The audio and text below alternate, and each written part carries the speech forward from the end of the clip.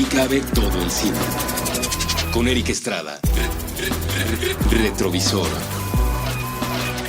Puentes.me.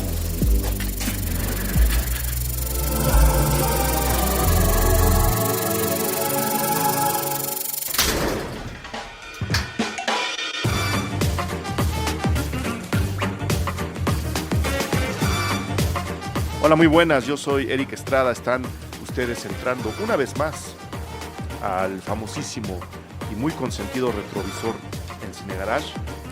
Es, yo creo, el programa para el que más sugerencias recibimos. Obviamente la gente quiere que se hable de películas que ya vieron, ahí estamos apuntándolas todas, vamos sacándolas poco a poco, pero ahora nos vamos a sacar otro capricho de la mochila, porque si bien ya hicimos un episodio de Retrovisor justo dedicado a cine y béisbol con mi buen amigo Gabriel Cuadros, que estuvo aquí comentando sus películas favoritas.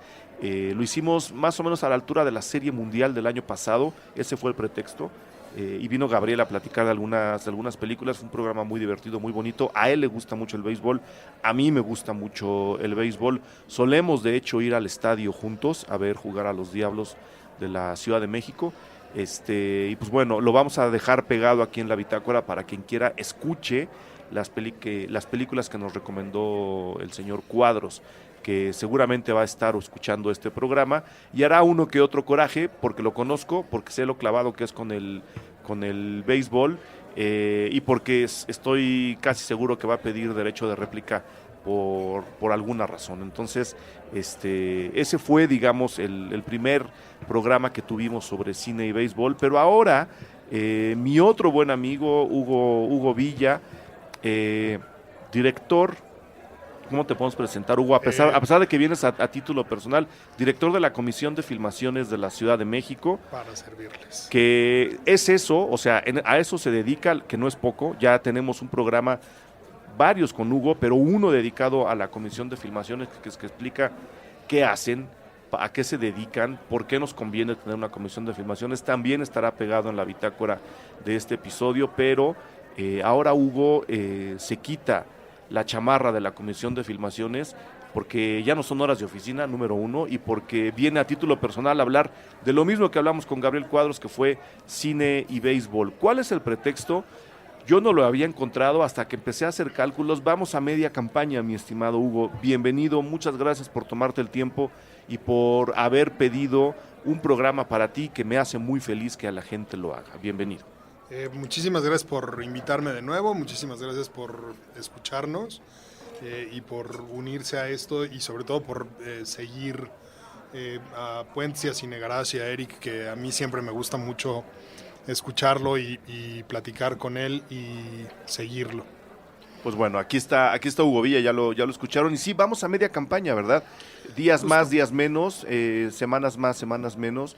Estamos cruzando la mitad de la campaña de béisbol, que empieza en abril, apenas entra la primavera, marzo, abril, y termina, como ustedes lo sabrán, si es que les gusta el béisbol, con la Serie Mundial, que tiene lugar en octubre. Creo que todavía no hay fechas, eso tiene que irse ajustando conforme camine la temporada, pero en octubre nos estaremos peleando, porque me imagino que va a ser el Festival de Morelia. Nos estaremos peleando entre funciones de las 7 y juegos de béisbol, que es lo único que yo le reprocho a Morelia, al festival, que tengo que escoger muchas veces, entre ver una película o ver un juego de la Serie Mundial, porque normalmente empatan. Si no la serie en forma, sí las finales de cada conferencia. Entonces hay días en Morelia que me escapo sin que me vean, me voy a ver un juego de béisbol en lugar de meterme a ver una película. Pero Morelia ya movió un poquito sus fechas, ¿no? Más hacia atrás en el mes de octubre, más hacia el y final. Entonces ya no coincide con la Serie Mundial, ya puedes darte por completo a tus dos placeres de ver el muy buen cine que programa Morelia y Sí. el muy buen béisbol que se ve hacia el final del año. En octubre, hacia el final de la temporada, en el clásico de otoño. Pero también ahora, ¿no? ¿Qué tan fan eres del béisbol? Yo te lo pregunto no porque no lo sepa, sino porque pues, hay niveles. Si yo un martes en la tarde me encuentro un Cerveceros Diamondbacks, me lo echo. O sea, así como, mira, pues, no tengo nada que ver, no tengo nada que hacer, me estoy preparando la cena, dejo el béisbol en la tele. A mí no me importa en realidad si es un juego de final, si es para definir lo que sea. Un juego de béisbol a mí me va a atrapar siempre. ¿Tú eres igual de fan del béisbol?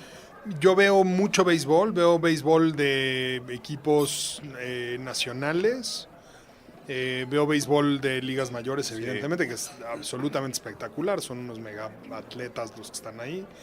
Me gusta, cuando estuve un breve tiempo ahí, un verano, en un campamento en San Diego, yo me escapaba en las tardes y me iba a ver al equipo de la universidad a jugar ahí al parquecito que tenían de pelota en la Universidad de San Diego, en la Universidad Estatal de San Diego. Y me gusta mucho verlo en vivo. Es un juego que me da como mucho placer, como por la forma de enunciación que tiene, tan pausada, tan caballerosa, tan... alguna vez hablaba de esto tan poco americana, ¿no? Sí. Es un juego especialmente civilizado como para que lo hayan desarrollado ellos. Hay una muy famoso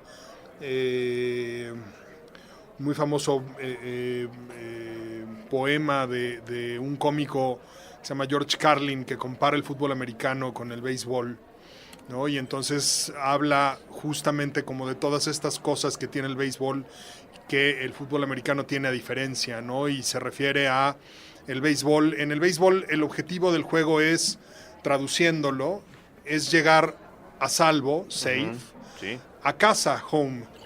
Y qué cosa más sana y más hermosa puede haber que un juego cuyo objetivo sea que llegues a salvo a casa, ¿no? Y el fútbol americano no, el fútbol americano se juega en un emparrillado. Sí. ¿No? Ya, para empezar, se juega en un lugar en el que se fríen las carnes, ¿no? Que también me gusta mucho, lo disfruto mucho claro. por otras razones, pero ya para empezar por eso, ¿no? El béisbol, y todo esto se lo estoy robando a George Carlin, es original de él, debo decirlo. El béisbol se juega en parques, en el parque de pelota. Sí. El fútbol americano suele jugarse en coliseos, que generalmente están consagrados a la memoria de soldados o de batallas, ¿no? Ahora de bancos. Tristemente. Pero acaba siendo lo mismo, pero peor. El béisbol se juega en diamantes, ¿no? Y tiene como muchas cosas en ese sentido. El béisbol, y esto sí ya es como una cuestión de análisis del juego, el béisbol es un deporte, supongo que el único, junto con su padre o su abuelo, el cricket, es un deporte en el que el equipo que anota no lo hace con la pelota. El equipo que anota lo hace alejando la pelota. ¿No? de sí mismo, y eso lo hace como muy sui generis. No lo hace anotando, robándose la pelota y quitándosela al otro. Es como muy, muy interesante. Y nunca hay un momento en el que violentamente se cambie de ser defensor a ser atacante, sino que hay que seguir el protocolo. Primero defiendes y después atacas. Y como decía el gran Yogi Berra, que es un filósofo al nivel de Schopenhauer, y quien lo dude... ¿Hincados todos? Exacto. Muchas hincados gracias. todos. Sí. El béisbol no se acaba hasta que se acaba. No tiene como una enunciación temporal. Todos los demás deportes se terminan cuando el reloj dice que se van a terminar. El béisbol se acaba cuando cae el out número 27. Sí. Y a veces no. A veces se pasan de ese. No, a veces se pasan, ¿no? Se acaba cuando se acaba. Que además el hecho de que se pasen acaba comunicando más placer a quienes nos gusta ver. Por supuesto, a quienes nos gustan los extra innings son un regalo. Sí, no, los extra innings es el buen Golfo que está aquí afuera acabando de grabar su programa, también nos acompaña, también solemos ir al estadio. Y pues bueno, él como no tiene equipo, como en realidad no tiene equipo en México, creo que en Estados Unidos tampoco, cuando la gente le pregunta, que luego van amigos, ¿tú a quién le vas? Él dice, yo le voy a los extra innings. Claro, que o sea, yo quiero que esto sea siga, competencia. Sí. Y también Yogi Berra decía que el béisbol se parece mucho a la vida, porque en el béisbol hay unos días en los que ganas, otros días en los que pierdes y otros días en los que llueve, ¿no? Y así de inexplicable es la vida. Pues hay días en los que sales y te va muy bien, hay días en los que sales y te va muy mal, y hay días en los que pues, llueve. Llueve, ¿no? Y no se juega. Y no se juega, claro. y así te va en la vida, ¿no? Entonces, creo que eso me ha hecho apreciar mucho al béisbol y me ha hecho disfrutarlo muchísimo. Y es un deporte además que justo por su forma tan pausada y tan estructurada, pues pega muy bien, creo que junto con el box, solamente, y pues evidentemente con el fútbol americano, porque el fútbol americano se diseñó para la televisión, sobre todo a partir del mediados del 60, ¿no? Se fue corrigiendo todo para que encajara. Para que encajara. Hay reglas que están establecidas después de los 60 para beneficiar la transmisión de los juegos en televisión. Pero el béisbol pega perfectamente con mi otra gran pasión, que es el cine, ¿no? El béisbol es un deporte que está hecho para editarse, es un deporte que está hecho para contarse en rollos, incluso cuando lo narran los narradores se refieren a los innings como los rollos, como los rollos de película, ¿no? Como cuando uno cambiaba antes, digo, ya incluso a nosotros, a ti y a mí, que somos ya de haber visto cine en los 70s y en los 80s, en nuestra infancia y nuestra adolescencia, ya no nos tocó ver muchos cines con cambio de rollo. Sí, ¿no? Con cambio de rollo, sí, pero con cambio de rollo sincrónico, pues, con cambio de rollo de pedal, ¿no? Sí. Nunca vimos que pararan la proyección porque iban a cambiar rollo, o sea, no eran... Estábamos en la Ciudad de México y en las grandes ciudades, pues en el país ya no había proyectores, ya no había salas con un solo proyector, todos tenían proyector con cambio de pedal, ¿no? Entonces ya no nos tocó ver el cambio de rollo, pero se referían así, ¿no? Al cambio de rollo. Y había un momento en el que se cambiaba el rollo, entonces pega perfecto el béisbol así, entonces pues me gusta muchísimo y lo disfruto mucho también por esa naturaleza que lo hace funcionar con una narrativa casi cinematográfica, ¿no? Y estéticamente también es muy intrigante como, igual que el box, de nuevo, estamos obviando el fútbol americano por lo que ya dijimos, pero... Y porque hablaremos de él. Y porque hablaremos de él, sí, esta es una primicia. Si ustedes llegaron al minuto 11 de este programa, se enterarán que habrá próximamente un programa de fútbol americano y cine también con Hugo Villa, y esperamos grandes invitados, no porque Hugo no lo sea, sino porque también serán grandes invitados. Estéticamente el béisbol también encaja de una manera muy particular en el cine. Creo que prácticamente el resto de los deportes le envidian justo eso, la estética que tiene, ¿no? O sea, yo no he visto lanzamientos, o sea, que un atleta se lance como se han lanzado para impedir un home run en el fútbol soccer, por ejemplo. No he visto un lance similar que además concentre tanta emoción, porque de alguna forma siento que es diferente. ¿Será que no sé ver el fútbol soccer? Porque no lo sé ver, pero creo que la estética del béisbol es muy particular. Yo creo que sí, tiene una lógica distinta. Por ahí algún día, si quieres, luego hablamos como comparativamente de esos como tres grandes deportes de espectador, el béisbol, el fútbol americano y el fútbol soccer. Yo ahí tengo una teoría, o sea, primero, ¿cuándo se forma el béisbol? El béisbol se forma después de la Guerra de Secesión en los Estados Unidos. Yo creo que mucho de su civilidad tiene que ver con la necesidad de un país que se destruyó a sí mismo de construir una especie como de pacto social que los incorporara a todos, y por eso es un deporte tan civilizado, tan poco violento, tan poco de contacto físico. Segundo, se forma en el gran momento de expansión de la revolución industrial del carbón, ¿no? Y entonces las grandes ciudades industriales de Estados Unidos en ese momento son sitios feísimos, sucios, insalubres, son estos como grandes, pues eso, son como grandes sitios llenos de carbón, humo, polvo, basura, ¿no? Y de repente el parque de pelota con un espacio abierto, grande, despejado, verde, limpio, con 9 peloteros y el bateador vestidos perfectamente entre gris y blanco, los visitantes y los locales, ¿no? en absoluta limpieza. Tenía como una serie de virtudes que le permitían a la gente entender a un mundo rural del que acababan de salir y con el que se podían relacionar muy fuertemente. Y creo que eso le generó como todo el jalón que le pudo generar al béisbol, que en su momento el rugby no le pudo generar. El rugby era como de nuevo volver a esta lógica del choque de la ciudad, de la violencia. Y además el rugby es un juego literalmente sucio, o sea, los jugadores se ensucian y se enlodan si hay que hacerlo. Exacto, se ensucian y se enlodan y batallan, sí. ¿no? Forman una línea de batalla, ¿no? Que ahí, por ahí de 1889, creo que en la Universidad de Yale es cuando dividen la regla y cambian la regla literalmente de la línea de scrimmage, inventan la línea de scrimmage y ahí es donde se inventa el fútbol americano, ¿no? En donde se fija la línea de scrimmage, a diferencia de la del rugby, que es más movible, ¿no? Pero bueno, eso es tema de otro programa. Entonces creo que eso le da como mucho amarre al béisbol. En el caso de nosotros y de la cuenca del Caribe, evidentemente, por la inmensa influencia cultural que tiene Estados Unidos sobre nosotros, pues el béisbol se convierte también en el primer gran deporte que nosotros conocemos. Y yo creo, quizá estoy equivocado, que no es sino hasta que la televisión, y concretamente Emilio Azcárraga, se decanta por el fútbol en vez de decantarse por el béisbol.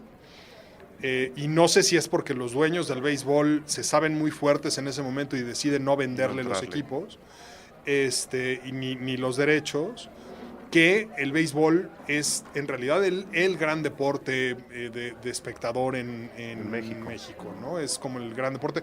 Y en algún momento, gracias a la vergonzosa segregación en Estados Unidos y al draft de la Segunda Guerra Mundial, muchos jugadores, probablemente en México se debe haber jugado, si no el mejor, muy cerca del mejor béisbol del mundo, ¿no? Sí. Porque aquí estaban jugadores cubanos de color, jugadores americanos de color, jugadores americanos que venían aquí a evitar el draft, y puertorriqueños, venezolanos, panameños, ¿no? Todos los que hoy son megaestrellas, todas esas nacionalidades que hoy son megaestrellas en las ligas mayores, jugaban en el México y en el Veracruz y en los Olmecas y en el Monterrey, ¿no? Y probablemente aquí se debe haber jugado 2 o 3 años de la mejor pelota del mundo. Lo bonito es que todo eso está documentado, o sea, como decías, el verdadero primer gran deporte de México, que además lo sigue siendo. Lo que pasa es que la tele no le hace el caso que le debería de hacer, porque sí se transmiten incluso los juegos, los estadios se llenan, ¿no? Los uniformes se venden, sigue siendo un deporte muy popular, no retratado por la tele, como fue ese primer gran deporte real en México, está todo súper documentado. Y no hablo solamente de cuestiones de noticias, que los periódicos lo hayan registrado, o sea, están las estadísticas, están los nombres. México tiene esa parte de su historia deportiva documentada con un cuidado que ya quisiera la Secretaría de Hacienda, ¿no? Que de repente dicen, oye, perdí tu papel. No, señor, usted lo debe tener al corriente, y con el béisbol ocurre eso en México.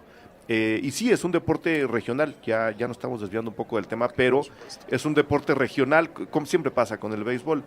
Creo que el gran centro, exceptuando Japón, del béisbol mundial, está en el Caribe, del cual también es parte Estados Unidos, ¿no? Entonces, échenle un ojo al béisbol. Si no les gusta, les aseguramos que en algún momento le van a encontrar el gusto. A mí me encanta verlo.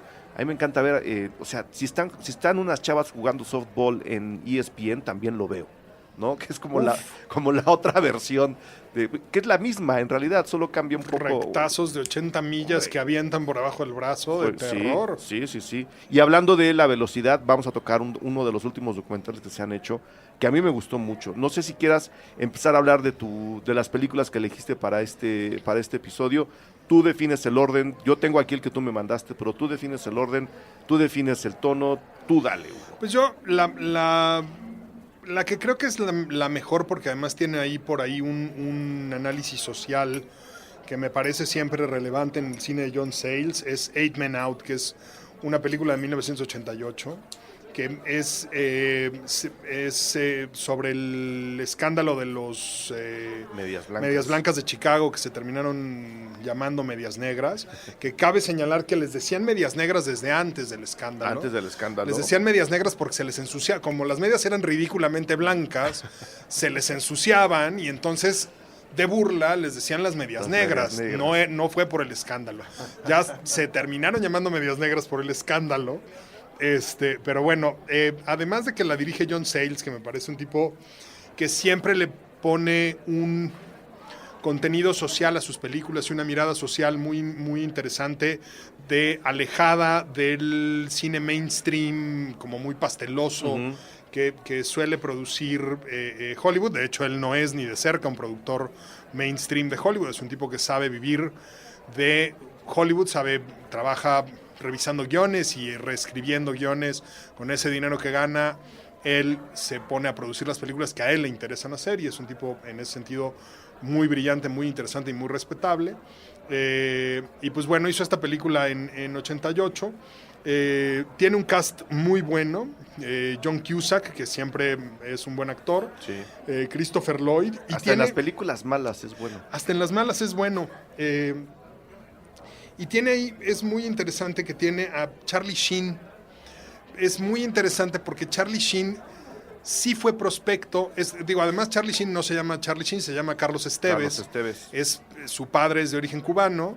Y Charlie Sheen sí fue en algún momento prospecto de ligas menores de los Cardenales de San Luis. En algún momento quiso ser jugador. Ser jugador de béisbol.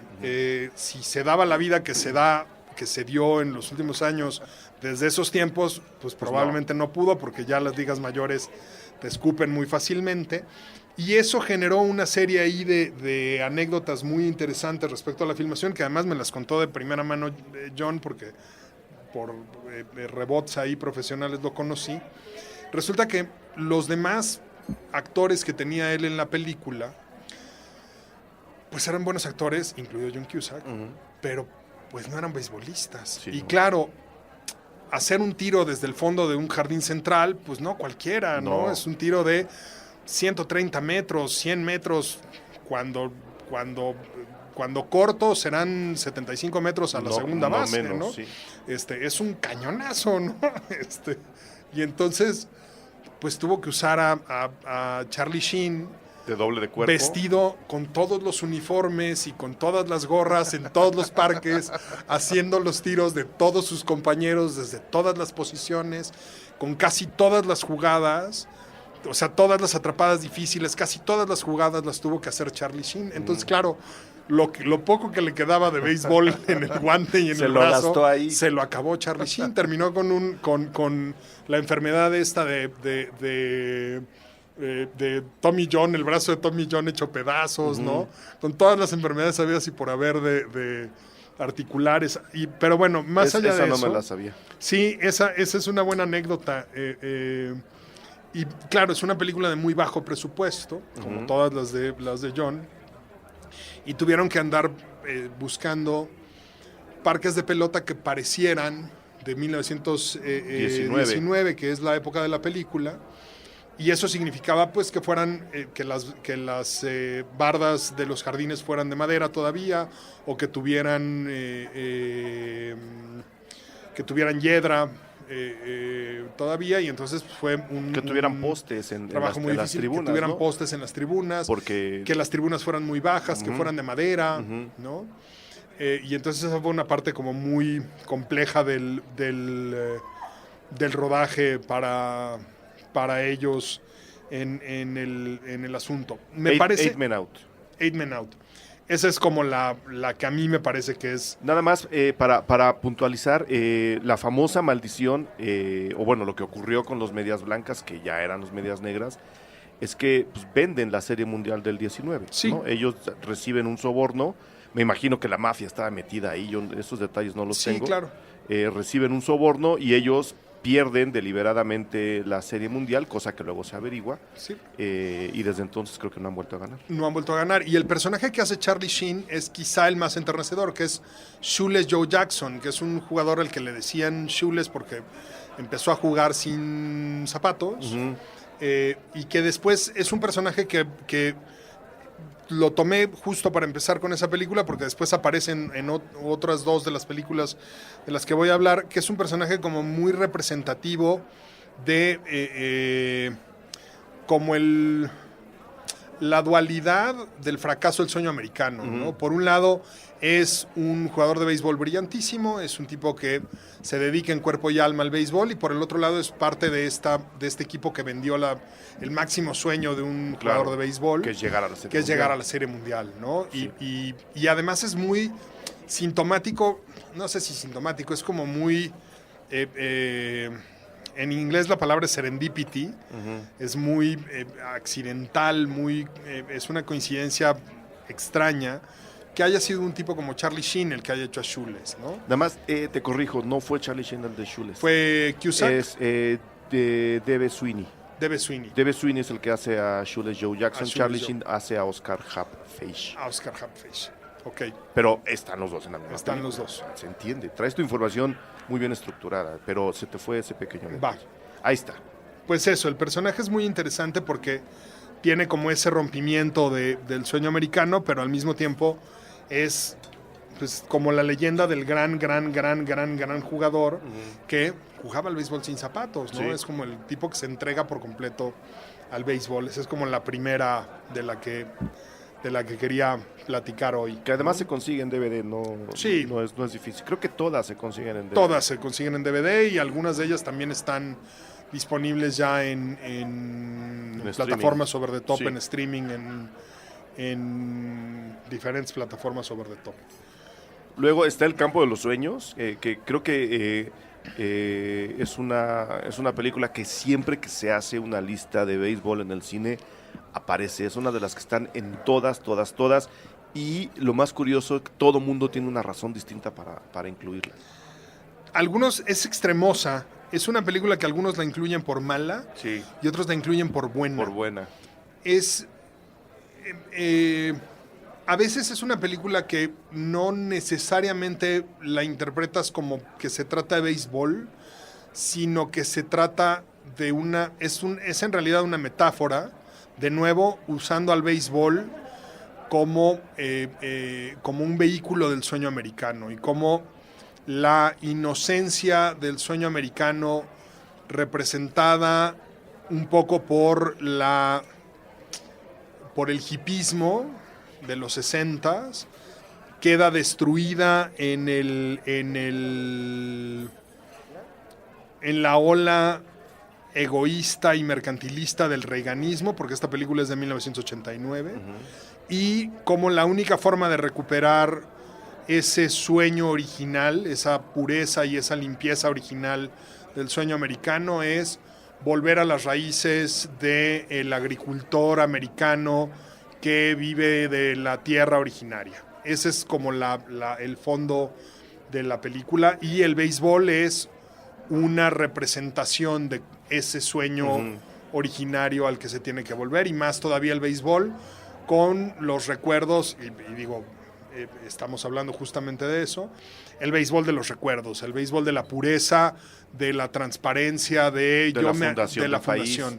Yo me acuerdo cómo fulano de tal era un gran jugador, del atrapadón que hizo Mengano, de cuando los tres fulanitos hicieron el doble play increíble con el que terminó la Serie Mundial, ¿no? Todos esos recuerdos. Es como la película que, respetando al Mago Septién, al que le tengo un respeto enorme, Hincados todos. Exacto. Gracias, ya llevamos dos.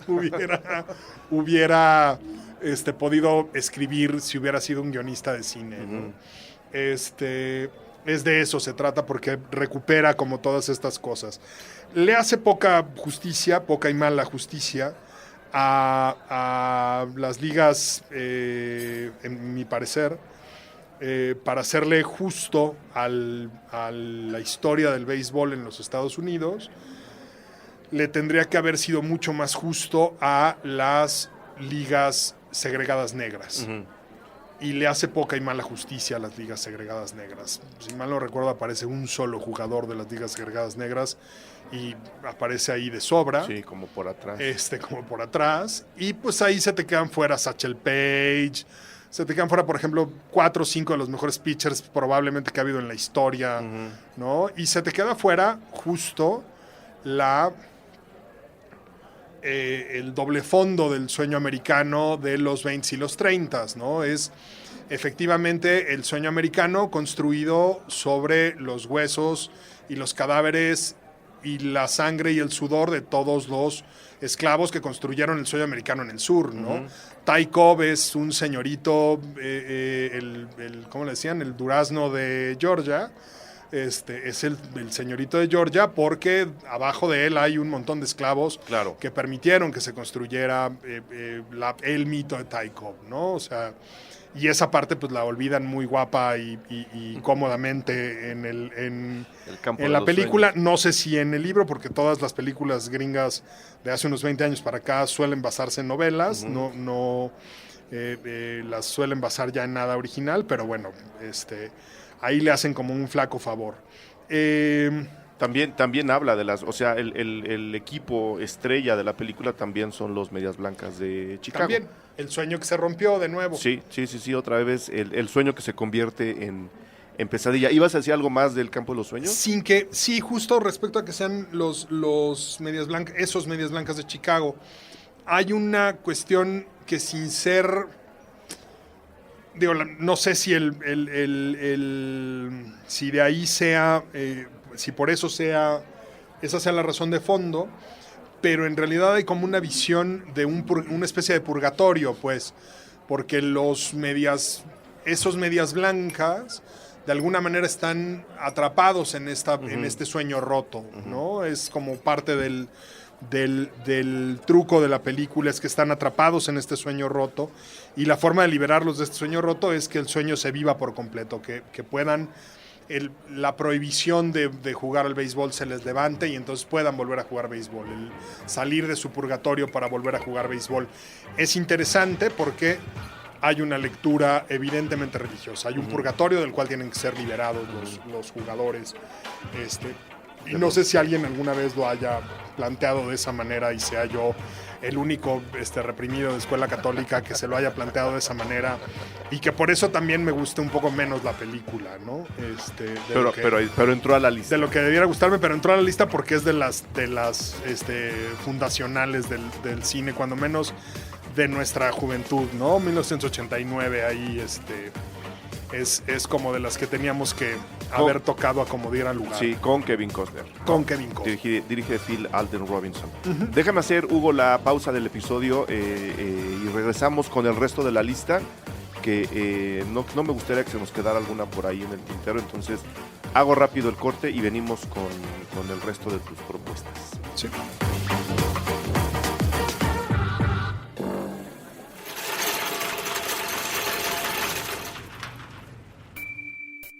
A los habitantes del multiverso que se encuentran en lugares distintos a la Tierra, necesitamos de ustedes. El accidente de la evolución nos ha afectado. Ahora mismo, el Homo sapiens piensa que este planeta y cuanto le rodea es de su propiedad. Piedad.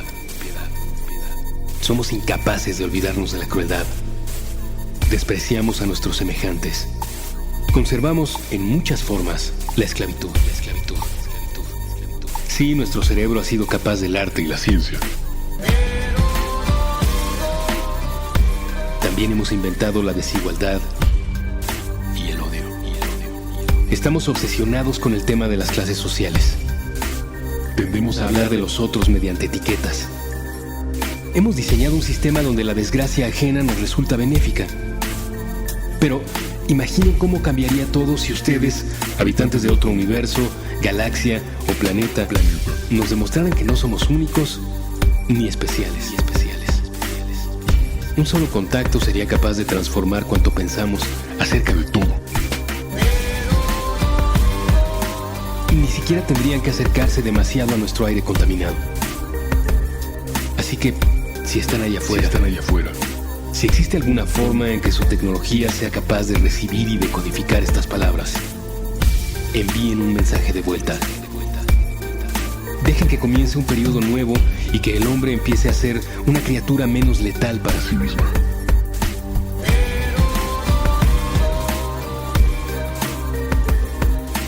Es importante y es urgente.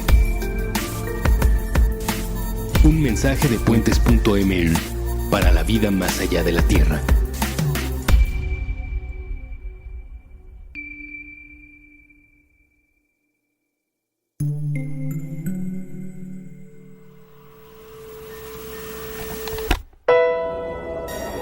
Alianza Rebelde. Conversaciones sobre una galaxia muy, muy lejana. Nuevo episodio todos los viernes a las 9 p.m. Con Julio Martínez Ríos, Boludo y Russo. Fuentes.ml.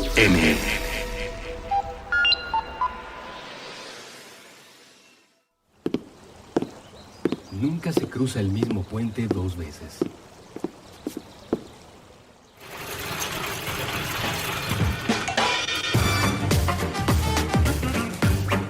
Muy bien, estamos de regreso. ¿Cuál sigue, Hugo? Yo solté la del Campo de los Sueños porque te digo, así estaba en la lista que tú me mandaste, pero no sé si quieras cambiarla, jugar con ella, con las fichas que tú mismo me propusiste. Pues yo creo que podríamos entrar con las mexicanas, ¿no? A ver. Yo ahí tengo una que sí, me sigue tocando el corazón de una manera realmente conmovedora, que además la acaban de pasar en la tele y me di cuenta que sigo siendo el mismo chamaco que fui la primera vez que la vi, que es Los Pequeños Gigantes, el documental respecto a los niños del equipo de Monterrey que ganaron por primera vez la serie de ligas pequeñas en 1959. El documental es de 1960, dirigido por Hugo Butler, con estelariza, porque no hay otra manera de decirlo, aunque es un documental, Ángel Macías, y lo narra Claudio Brook, esa voz que para quienes no han tenido la suerte de oír a Claudio Brook, vean este documental. Escriban Claudio Brook en YouTube, apaguen la luz a ver si aguantan. Y apaguen la luz, sí, porque es una voz impresionante la de don Claudio. Y el documental es formidable, está hecho en el estilo de los documentales narrados, que ahora pues ya como que le da asquito a la gente los documentales narrados, pero es un gran documental. Esta era la época además, ¿no? Entonces... Y si usted tiene una onza en el corazón de mexicano, créame que lo va a conmover. O sea, no hay manera de que vea uno este documental siendo mexicano y no te conmueva. Yo que ya no creo en las nacionalidades, cuando lo veo, esa pequeña onza de nacionalismo mexicano que tengo en mi ser, salta. Sí, yo tampoco. Yo creo que los estados nacionales son una mentira y que todo es falso, pero estos son los míos. Sí. Ahí no hay manera de evitarlo. Que además, pues, siendo un documental, es un caso real. Entonces, da mucha emoción ver lo que consiguieron. Aunque, pues bueno, un poco el chiste del documental es hacer ver que a pesar de todo el poco apoyo que se les dio, más bien del poco apoyo que se le dio al equipo, acaban conquistando la serie de ligas pequeñas. A mí lo que me sigue causando conflicto es cómo los logros en este país, en este caso el de estos chavos, se hacen siempre a pesar de los gobiernos que tenemos, que es lo que me acaba generando un poco de tristeza. Porque leía ahora, ¿no? Logros en el equipo de voleibol de playa ganó y fulana sigue ganando. Y uno dice, bueno, ¿y qué pasaría si de verdad este país apoyara a sus deportistas? Porque no los apoyamos. Y eso es un poco lo que siempre me deja pensando Los Pequeños Gigantes, con todo lo luminoso que es el documental. Yo soy un pesimista de nacimiento, lo siento mucho. Pero véanlo, además, también se puede conseguir, lo vi buscando otra película, me lo encontré en una tienda de DVDs, ahí al lado de la Alameda Central. Después han hecho una película en un largometraje en 94 y una serie de televisión en 2011 al respecto. Pero no le Yo llega. no he visto ninguna de las dos porque me pasa con que ni para qué las quiero ver, porque me parece tan bueno el documental y tan emocionante que no me dan ningunas ganas de verlo, de ver nada más que tenga que ver con esto. Me parece que eso, pues es como una obligación. La historia es muy sencilla, son un equipo de niños muy, muy, muy pobres. Y cuando digo muy, muy, muy pobres, quiero decir que son muy pobres, que juegan al béisbol en una cancha, en un campo en Monterrey, a finales de los 50, que de repente empiezan a ganar partidos porque son buenos y porque alguien les pone ahí un entrenador que es un ex liga mayorista, que los empieza a entrenar bien, que tiene también ahí unos problemas personales. y cuando menos se dan cuenta, los niños están ganando tal cantidad de partidos que están en las finales de la Serie Mundial de Ligas Pequeñas y van avanzando hasta que de repente están en el momento culmen de su paso por esta liga pequeña, después de haber vencido equipos de todo el mundo, jugando contra niños gringos que son mucho mejor alimentados, de su misma edad, pero que le sacan 20 centímetros ya a los 12 años, ¿no? Y que son mucho más altos que ellos, que parecen mucho más fuertes que ellos, que parecen mucho mejor organizados que ellos, y jugando lo que se tiene que hacer en el béisbol, que es la pelota pequeña, la pelota de hit tras hit, envasarse y un hit, envasarse y un hit, envasarse y un hit. Pues salen adelante y demuestran que lo que se necesita en el béisbol es eso, jugar pelota pequeña y no todo el tiempo estar pensando en batear home runs, y logran salir adelante, y es realmente conmovedora la película y te da una idea, como dice Eric muy bien, de lo que son capaces de lograr los grupos de mexicanos que se lo proponen, a pesar de los gobiernos que nadie los ayuda, ¿sí? ¿No? De que cuando llega el momento de ayudarlos, pues nada más van y se toman la foto con ellos. El presidente nomás llama por teléfono y dice, estoy nada orgulloso. Más les habla, Ajá, ¿sí? Sí, claro. Estoy muy orgulloso de ustedes, señor presidente. Y antes de eso, ¿qué diablos hicieron por ellos, no? Entonces es muy interesante. A mí además tiene una nota que cuando estaba viendo los créditos, preparando esta participación en el programa, me di cuenta, la fotografió Fernando Colín, que yo tuve el gusto de entrevistar en un documental que yo fotografié que dirigió Oscar Ramírez, que se llamó Atrás de las Sombras, que yo ya lo entrevisté muy mayor a Colín, que no se apellida Colín, pero así le dice todo el mundo, un fotógrafo del cine mexicano de hace muchos años, y me dio mucha alegría darme cuenta que había coincidido con él en eso. Luego está el beisbolista fenómeno del Resortes. 52 con Resortes, que la dirige Fernando Cortés, que él mismo la escribe, junto con Alfredo Varela Jr. Muy psicodélica, ¿no? Muy psicodélica, con Óscar Pulido, que además siempre hacía unos personajes, siempre hacía el mismo personaje, sí. Era muy divertido porque tenía como 4 frases, todos los personajes de esa época. A mí, por más que me tratan de convencer de que tenían como grandes guionistas, en algunos casos había grandes guionistas. Sí, pero eran grandes personajes. Ellos eran guionistas de sí mismos, ¿no? Como que escribían sus propios personajes, y una vez que tenían el personaje, lo reproducían ad infinitum y a veces ad nauseam en algunos casos. Pero Óscar Pulido era de esos que siempre lo sostenía. Y aquí las habilidades clownísticas de Resortes están en un gran momento, porque se presta magníficamente el funcionar como pitcher de béisbol para todas estas como tics nerviosos de los que Resortes era tan dueño y tan capaz de dominar, pero además combinadas con las tics de Óscar Pulido, que es un empresario que trata de vender una cerveza como de lugar, y entonces la cerveza jonrón. Y entonces para venderla pues necesita tener un equipo de béisbol, y para que el equipo de béisbol sea exitoso pues necesita un gran beisbolista, y entonces el gran beisbolista no existe, y para que este gran beisbolista existe se posesiona de él un espíritu de otro beisbolista, ¿no? Entonces hay ahí como una historia. Es como una combinación de capítulo de Los Simpson y ¿cómo se llama? La de fútbol americano, que también un quarterback. El cielo puede esperar. El cielo puede esperar. De 78, creo. Es como la combinación de esas dos. Sí, es esa combinación.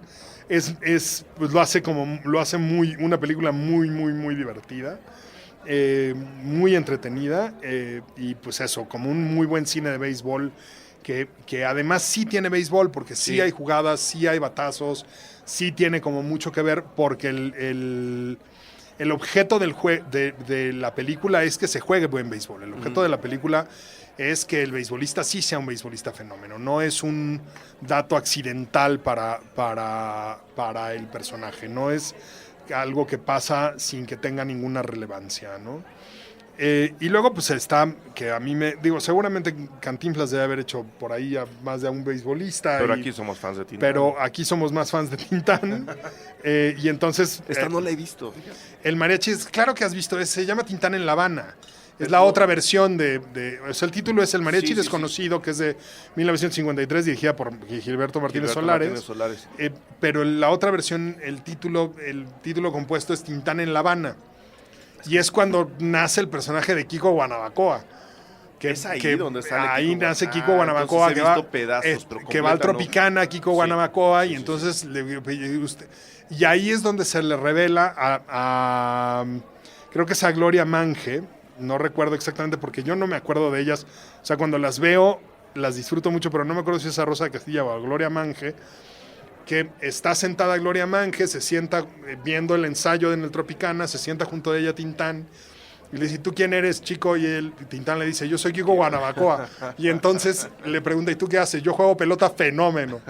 Y entonces de ahí se van juntos al parque de pelota en La Habana. Él, como se tiene que hacer, seguir haciendo pasar por un pelotero fenómeno, baja, lo visten de pelotero y trata de jugar a la pelota. Hay otras en las que juega también béisbol Tintán, que es interesante, que es en el Revoltoso. Creo juega también béisbol, que juega en la penitenciaría, con vestido de rayas. Que dice además así, penitenciaría. Sí. Y el umpire es Marcelo, además, para variar, porque había que tener un... Y porque Marcelo daba el tipo de umpire también, daba el tipo de umpire perfecto, además, y digo, ¿qué mejor patiño puede tener un beisbolista que al umpire, ¿no? Es el patiño perfecto, ¿no? Pero bueno, pues esta también, aquí sí debemos admitirlo, aunque lo hace muy bien Tintán, el béisbol es incidental. Sí, está como por ahí, ¿no? Si en vez de llamarse el mariachi desconocido Tintán en La Habana, hubiera sido el mariachi desconocido Tintán en Madrid, hubiera sido torero o futbolista, ¿no? O sea, no hubiera tenido ninguna relevancia el asunto. Y bueno, hay por ahí otra que se me quedó en el tintero y corro el riesgo de que me regañen, porque además es vecino mío, La perdición de los hombres, de Arturo Ripstein, debe ser 2007, 2004, 2003, 2002, una cosa así. ¿2000? De 2000. ¿Del 2000? La perdición de los hombres es... ahí el béisbol tiene como una doble función.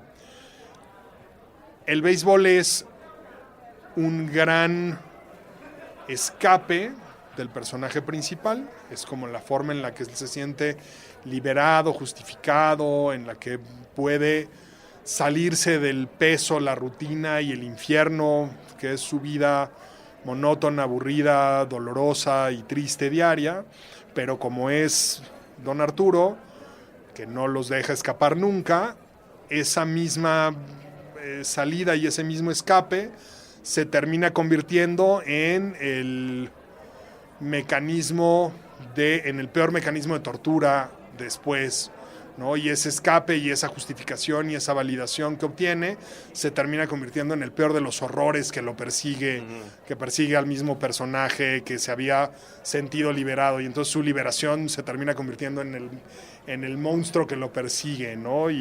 Pero ese pues es como desde Lugar Sin Límites, pues es otra vez la visita a este lugar sin límites de Arturo, que además lo hace tan bien y de una manera tan inclemente con sus personajes, y lo hace pues con el béisbol, ¿no? Claro. Y no hay más doblez que decir que esa es la parte del béisbol en este mundo. Y bueno, está a pronto estreno que quisiera... Ya está en Netflix, ¿eh?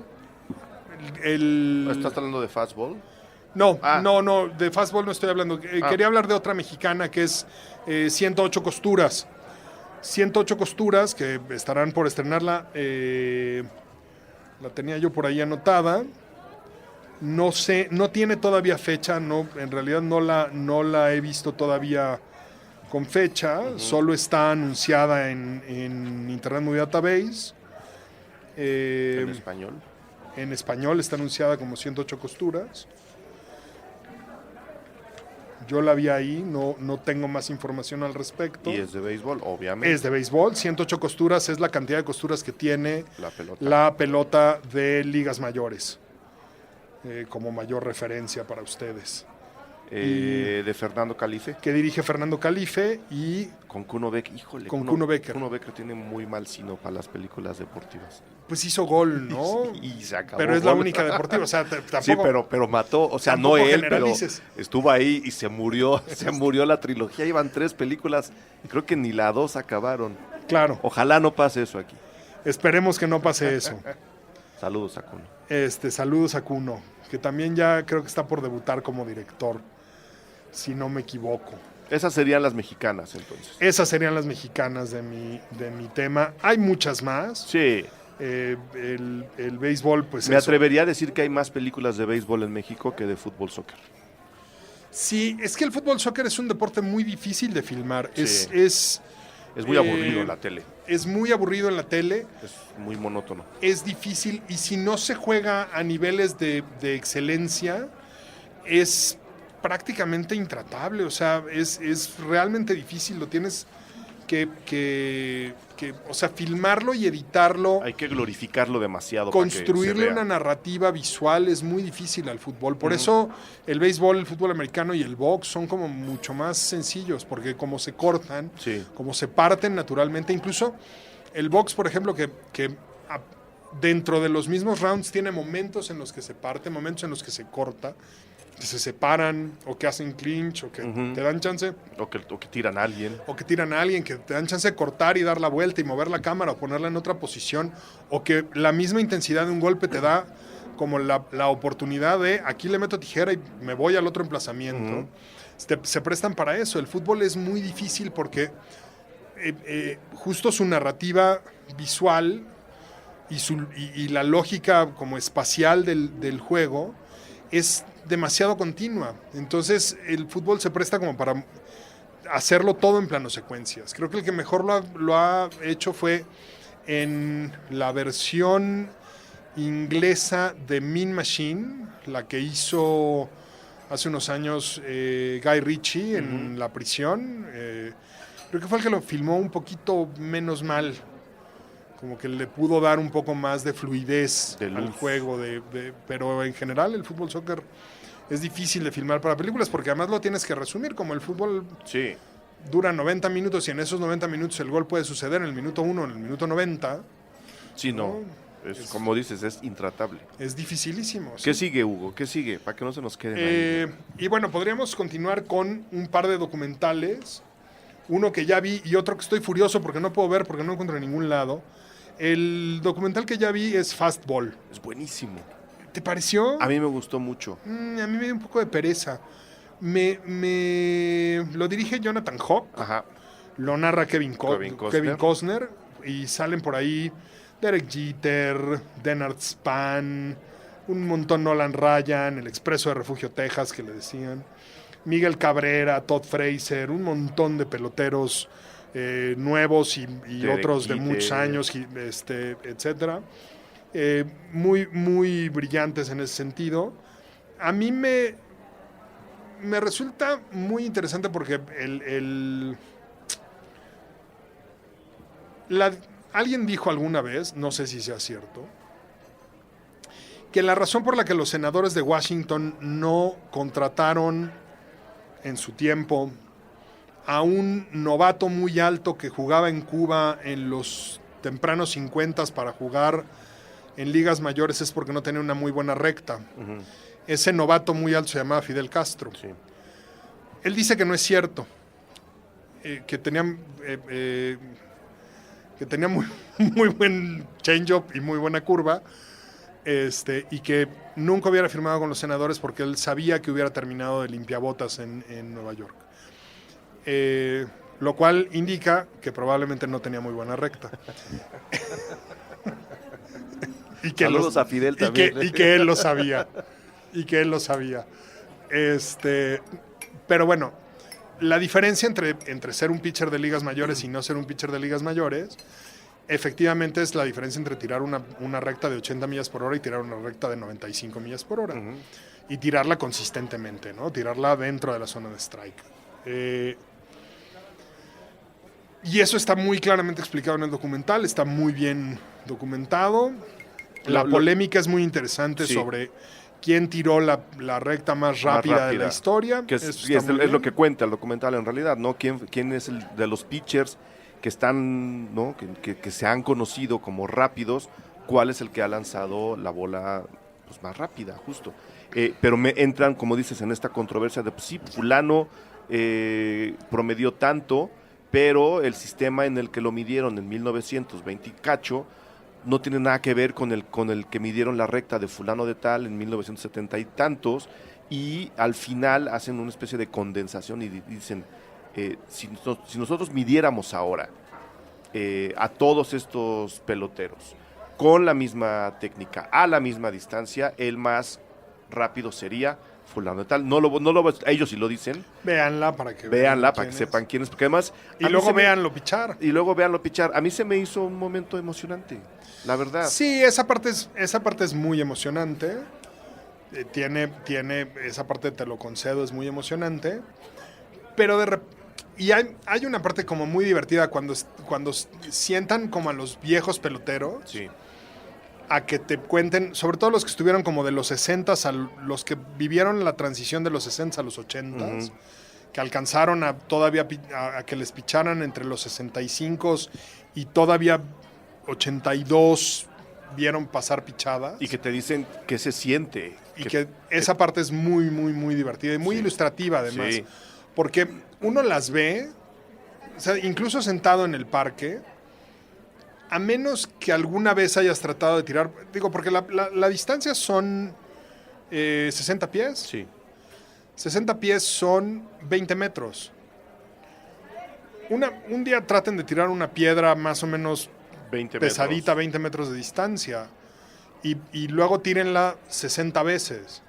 Al mismo punto. Al mismo punto, y luego platíquenos si es fácil o no si es fácil jugar no. béisbol, sí. Y cuando uno los ve calentar antes de o sea, ves unos, pero son líneas de tendedero, es increíble, y hasta que no lo haces tú, ¿no?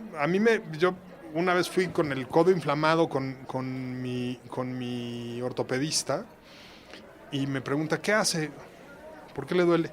Yo, no, pues no hago nada, y me dice, si no hace nada, no le duele nada. Yo, no, es que le aviento la pelota a mi perro. ¿Cuántas veces se la avienta? 80 veces. En la mañana. Es 80 veces es un juego de ligas mayores. Usted tiene el codo inflamado. Claro. No, pero a los pitchers lo suelen sacar en el tiro 80. Ya en el 90 están en zona roja. En el 90 los dejas y van con una carrera, si van súper bien, ¿no? Y que ya están en la séptima entrada, ¿no? Y en el 100 ya, solo que vayan pichándose una blanqueado, que vayan pichándose un perfecto, los dejas después de la pichada 100. Si no, vámonos, afuera. Grúa, ¿no? Punto. Y yo se la tiraba 10 metros a mi perro, ¿no? Lo demás ya nada más rebotaba. Pero es eso, ¿no? No se da cuenta. Y el documental dibuja muy bien la figura del pitcher. Ahí sí te lo explica muy bien. Y ahí, por ejemplo, es una naturaleza muy extraña la del béisbol. Es un deporte en el que todos los demás, alguna vez Satchel Paige lo hizo, alguna vez, varias veces, de hecho, porque estaba medio loco Satchel Paige, quitaba a todos los jugadores del cuadro cuando él pichaba. Les decía, siéntense todos ustedes porque lo voy a ponchar. Me lo voy a comer con papas. Y lo ponchaba, ¿no? Y el riesgo que corría era enorme porque el otro podía cuadrarse para tocar y sacar un toquecito ridículo por la línea de primera, y el otro sin equipo, y le corrían las tres, le sacaban un triple con un toque ridículo, ¿no? Y el béisbol tiene esa naturaleza. Si el pitcher está bien, los demás podían estar sentados fumándose un cigarro, viéndolo pichar. ¿Me explico? O sea, podían no hacer nada si el pitcher está bien, si sale bien, ¿no? Y eso en fastball te queda muy claro. Te queda muy ¿no? claro, sí. Porque lo explican muy bien, esta diferencia de... Y lo explican además con razones... Esa parte me divirtió mucho porque además soy muy nerd. Hay unas explicaciones científicas que hacen de la diferencia entre 80 millas por hora, 90 millas por hora y 100 millas por hora. Con respecto a cómo Con lo ve el respecto ojo. a el tiempo de reacción entre Sí. ojo-mano, que es una maravilla. Esa parte es muy buena. Y a mí lo que más me gusta es que está explicado para gente que no sabe lo que es el béisbol. O sea, no es que yo supiera todo lo que están diciendo, me revelaron muchas cosas, pero si a ustedes no les gusta el béisbol, creo que Fastball les va a aclarar muchísimas cosas como para invitarlos a empezar a entrar al deporte. Fíjate que sí, tienes razón. De ese lado no lo había yo visto. Ujú. Y sí, tienes razón. Está muy explicado para gente que no sabe tiene de idea béisbol. lo que es el béisbol, que incluso dicen, no, pues es que no pasa nada. Hombre, sí pasa, lo que pasa es que tienes que entender un poco cómo está pasando. Y este capítulo de, puta, es que a mí me daba terror que este hombre me pichara. O sea, yo escuchaba pasar la bola y luego reaccionaba y sabía que había pasado una bola. Y esa sensación, te lo dice el propio Jeter, esa sensación genera mucho miedo en el bateador. Claro. Esa parte es bien bonita. Claro, un tipo que va a ir al Salón de la Fama en el momento en el que lo voten, Sí, ¿no? sí, O sea, sí, es sí. un tipo que además le bateó a todo el mundo, Sí. se retiró con, ¿qué será? 270 de porcentaje de bateo, que es una cosa formidable para estos tiempos, ¿no? Nos quedan 2 películas de tu lista, estimado Hugo. Nos quedan 2 películas de mi lista. Una que Vamos a extender el programa. Vamos a Moneyball. Sí, si quieres, para acabar con la de Bad News Bears. Exacto. Ok, Moneyball, que Moneyball. no te gustó.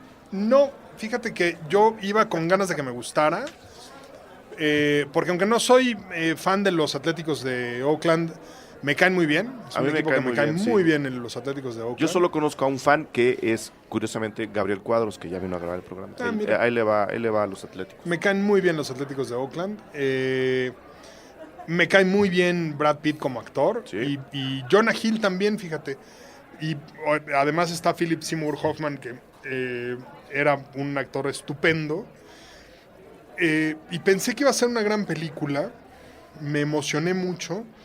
Y después como que me desilusionó. Me resultó como muy técnica, como que se clavaron mucho en los números y en la matemática y en la mezquindad de esto es solamente los numeritos de cómo podemos manejar desde una computadora un equipo, y dejaron fuera como la parte que a lo mejor es lo que demostraron los que participaron en esa primera lo que pasó en la realidad, ¿no? Lo que demostraron los que participaron en esa como primera corrida actuarial para construir un equipo a base de solamente ver estadísticas. Esto es solamente correr estadísticas, no importa si hay emoción o no, si hay ganas de gritar por un equipo o no. Y entonces esa parte como que me terminó aburriendo mucho y me terminó sacando de la película. No me hizo... Es poco emocionante. no me emocionó, ¿no? Eso sí, es poco emocionante. Y yo en general el cine de béisbol me gusta que me emocione, ¿no? Y entonces ahí como que me sacó muy, muy rápidamente de la película. Y ves poco béisbol, ¿no? O sea, me parece que ves... Sí, porque ves el béisbol que se juega con llamadas de teléfono, que es justo el mérito que yo le doy a la película. La película se pudo haber hecho en un set con 7 escritorios en 7 oficinas y 7 teléfonos, cada uno de un color, y los personajes hablando uno con el otro, y sin embargo no lo hace. Ese es el mérito que yo le doy, que te enseña ese otro béisbol, el de las estadísticas, pero el de los altos ejecutivos y el de las llamadas de teléfono y el de las negociaciones antes de un juego, sin necesidad de que sea tan lineal. O sea, pudo haber sido todavía menos emocionante. Así te la pongo. Sí, el béisbol te enseña el béisbol estufa, que le Sí. dirían, así le dicen al fútbol estufa, ¿no? El béisbol de negocio, este güey con este güey, y juego dame a este y te doy a este, ¿no? Y es eso. Pues sí, a lo mejor eso no es nada divertido y nada entretenido. Lo que uno ve es a los jugadores. Claro, la diferencia es que, como decíamos, Fastball está hecho para gente que incluso no sabe lo que es el béisbol, y Moneyball está hecho para gente que sí ve béisbol. Esa yo creo que es la gran diferencia entre los dos. Si tú no ves béisbol, Moneyball te va a parecer completamente intrascendente. No lo es si de veras sabes cómo está moviéndose el asunto, no solo en las ligas mayores, en el campo y cómo es que un jugador acaba llegando o no a un equipo. Claro. Eso creo que sería la enorme diferencia entre las dos. Muy curioso que el nombre sea muy parecido. Sí, pues es que en general al béisbol, como es juego de pelota, siempre le ponen de final ball, Sí, ¿no? lo que sea ball. Exacto. Y Y bueno, vas a cerrar con un clásico. sí, y además justo Esta sí te gustó. está lindo que cerremos con él. Es de 1976, The Bad News Bear. Y escogí la de 76 y no la que filmaron después, por muchas razones. La película es muy sencilla, es un viejo entrenador de ligas menores que alcohólico, Deprimido. Amargado. divorciado, amargado, que le dan por chamba entrenar un equipo de niños de entre 8 y 12 años, que no dan una los niños, son un desastre. Yo tengo una teoría de que en algún momento quien escribió esta película, que creo que es una película de Disney, y tengo la teoría de que quien escribió esta película en algún momento vio Los Pequeños Gigantes. Claro. Y bueno, la dirige Michael Ritchie. Sale Walter Matthau, que es ya suficiente razón sí, para verla. como el entrenador, suficiente razón para verla. Sale Tatum O'Neal, Eso es padre. que es justo otra de las razones para escogerla Sí. sobre el final. Es como junto con es Paper Moon la que hace ¿Con quién? ¿Tatum O'Neal? con su papá, ¿no? Ahorita te digo. ¿Cómo se llama la que hizo con su papá? Pero está Tatum O'Neal ahí en el reparto. Como pues Es formidable, pues. El papel que le dan a Tatum O'Neal lo hace increíble, porque es una niña ruda, rabietas, berrinchuda, que es el papel perfecto para Tatum O'Neal. No lo podían haber escrito mejor que para ella. Y en ese momento de su vida lo hizo Paper a la Moon. perfección. Es Sí. una de papel, sí, Sí. Paper Moon. Y lo hace a la perfección. Y este grupo de desadaptados y medio fracasados le logran cambiar un poco la vida los unos de los otros y salen adelante y terminan siendo triunfadores. Sale también ahí Big Morrow, que murió trágicamente pocos años después en un accidente ahí bastante controvertido en la filmación de creo que Twilight Zone, la que dirigía Sí, es su última película, Twilight exacto, Zone. Twilight Zone, que dirigía Spielberg, que de hecho lo demandaron en algún momento por un accidente de helicóptero en el set de Twilight Zone, que fue el que mató a Big Morrow. Muy y bonita a película. Esta unos sí no la he vuelto a ver ni en tele, ¿eh? La vi hace ¿Twilight? mucho. No, Bad News Bears. Bad News Bears. No la han vuelto a pasar, como que desapareció. Es difícil. Creo que sí es de Disney, ¿no? Échale ahí un Seguramente Companies. sí, porque recuerdo que mi papá me llevó a verla en esas corridas que luego tenía el Continental pues después de 5 años de que estrenó. Sí, la volvían véanla. a poner. Y estoy casi seguro que la vi en el cine Continental, entonces seguramente era de Disney. Sí, la volvieron a poner. Es muy bonita. Se juega mucho béisbol. Sí, todo de el repente tiempo. muy malo y de repente muy bonito. Ujú. De repente muy bien porque terminan aprendiendo a jugar bien al béisbol los niños.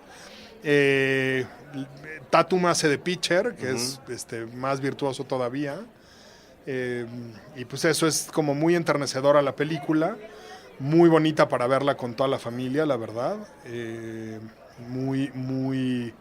Muy buena. Y yo sí recomiendo ver esta y no las versiones. No las secuelas, porque las hicieron versiones que hicieron otras después. Hicieron otra versión de esta y esta misma película tiene secuelas. Sí, Y pues no, tampoco. no deben ser nada Quédense, buenas. quédense con esta, quédense Sí. con esta. Yo recuerdo que además nos la volvieron a pasar también en algún cineclub cuando estaba yo en la secundaria Sí, y en el sí. colegio. Las Nos la pasaban. volvieron a pasar. Porque es muy inspiracional, o sea, si uno está Claro. ahí, le deja a uno muy buen Claro, sabor es de muy boca. emocionante. Es una película muy bonita, me gusta que el equipo sea o sea, que haya niños y niñas, aunque solo es una niña, pero Sí. eso está padre. En la época ni siquiera se pensaba. No, hombre, en 1976. Si un ahora equipo- la gente se pone rabiosa con que las niñas jueguen con los niños, Sí. que yo creo que estaría padre que ya los equipos fueran mixtos. Pues las deberían ¿No? dejar jugar. No, deberían. Pues ahí está la lista de don Hugo Villa. Hugo, ¿algo más que quieras agregar? Pues nada, vean cine, Además de ver la segunda parte de la temporada. vean cine, vean béisbol, Sí, disfruten ambos, y escuchen Cine Garage y escuchen Puentes. muchísimas gracias. Ahí está Hugo Villa en una versión extendida del retrovisor especial que estamos haciendo sobre béisbol y cine. Hugo, mil gracias por haber venido. Aquí estamos, ya sabes, para lo que necesites. Queda apalabradísimo el episodio sobre la NFL, sobre fútbol, para tratar también de armar una lista interesante con ese sí, mi deporte favorito. Me gusta mucho el béisbol, me apasiona. Te digo, puedo ver cualquier juego, no importa si son ligas menores o no. Veo la Liga Mexicana. Cuando voy de viaje, si hay estadios de béisbol, suelo ir a los juegos. Pero mi deporte real es el fútbol americano. Entonces, ahí está la palabrada contigo para hacer el otro especial. Un gusto. Hecho. Cuantas veces necesites. Saludos.